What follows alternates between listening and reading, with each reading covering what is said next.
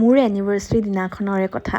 আজি এই ভিডিঅ'টো হঠাতে পালোঁ। ভাবিলে কিবা লাগে, এইটো দিনত আকৌ হাজবেণ্ড লগত নাছিলে, কিন্তু আজি এই ভিডিঅ'টো ভইচ অভাৰ দি থাকোঁতে মানুহজন ওচৰতে আছে। পিছে সেইদিনাখন কি খাইছিলোঁ সেয়াকে আপোনালোকৰ লগত শ্বেয়াৰ কৰোঁ বুলি ভাবিলোঁ।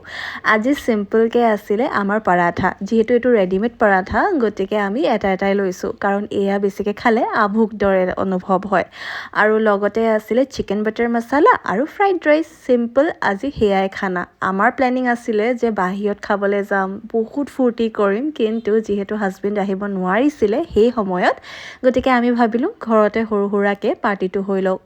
লগতে আকৌ চিকেন পকৰাও আছিলে দেই, নে চিকেন 65। সেইদিনাখন চিন্তা কৰি আছিলোঁ হাজবেণ্ড থকা হ'লে কিমান ভাল লাগিলেহেঁতেন, কি কৰিলোঁহেঁতেন, ফুৰিব গ'লোহেঁতেন। আৰু আজি চাওক ইমান দিনৰ পাছত তেওঁ আহিছে। পিছে সেইবোৰ বাৰু আপোনালোকৰ লগত ভিডিঅ'জবোৰ শ্বেয়াৰ কৰি থাকিম আগলৈ, মৰম দি যাব দেই। আজিলৈ তেন্তে আহিছোঁ, বাই।